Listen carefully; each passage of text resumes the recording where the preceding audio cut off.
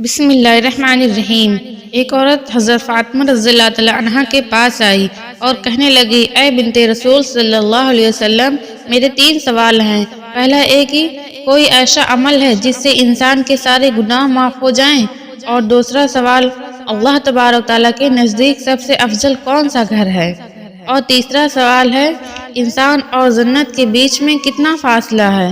یہ بات سن کر حضرت فاطمہ رضی اللہ تعالی عنہا فرمانے لگی کہ میں نے اپنے بابا حضور صلی اللہ علیہ وسلم سے سنا ہے کہ اپنے والدین کی خدمت کرنا ایک ایسا عمل ہے کہ اللہ تبارک تعالیٰ انسان کے گناہ ایسے معاف کر دیتا ہے جیسے آگ لکڑی کو ختم کر دیتی ہے۔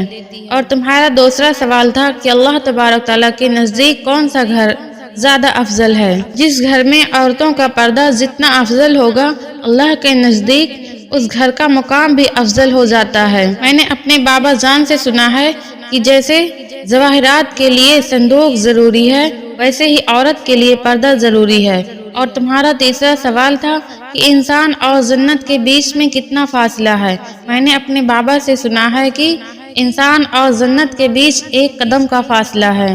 وہ عورت کہنے لگی، اے بنت رسول صلی اللہ علیہ وسلم، یہ کیسے ممکن ہے؟ تو اس کی بات سن کر حضرت فاطمہ رضی اللہ تعالیٰ عنہا فرمانے لگی، اے عورت، اپنا 1 قدم اپنے نفس اور خواہشات پر رکھ اور تمہارا دوسرا قدم جنت میں ہوگا۔ سبحان اللہ۔ تکلیف خدا کی رحمت ہے۔ ارشاد فرمائے رسول اللہ صلی اللہ علیہ وسلم نے کہ جس کے ساتھ اللہ تعالیٰ بہتری کرنا چاہتا ہے تو اس کو کسی تکلیف میں ڈال دیتا ہے۔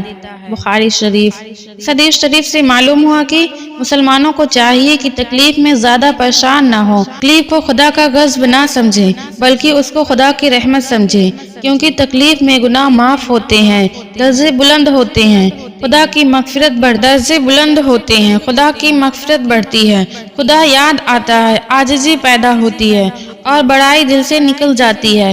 عیش و آرام، مال و دولت میں انسان خدا کو بھول جاتا ہے، اپنے آپ کو بڑا سمجھنے لگتا ہے۔ اگر تکلیف خدا کی رحمت نہ ہوتی تو وہ نبیوں کو اور ولیوں کو تکلیف میں نہ ڈالتا۔ خوب یاد رکھو کہ سب سے بڑی تکلیف کی بات یہ ہے کہ انسان خدا کو بھول جائے اور اس کے حکموں سے بے پرواہ ہو جائے۔ اس کا انجام بہت برا ہے، بڑی تکلیف اٹھانی پڑے گی۔ مسلمان بھائیوں اور بہنوں، پیارے نبی کا جب بھی نام سنیں تو ایک بار درود پڑھ لیا کریں، اور اگر آپ اس چینل پر نئے ہیں تو پلیز چینل کو سبسکرائب کر دیں۔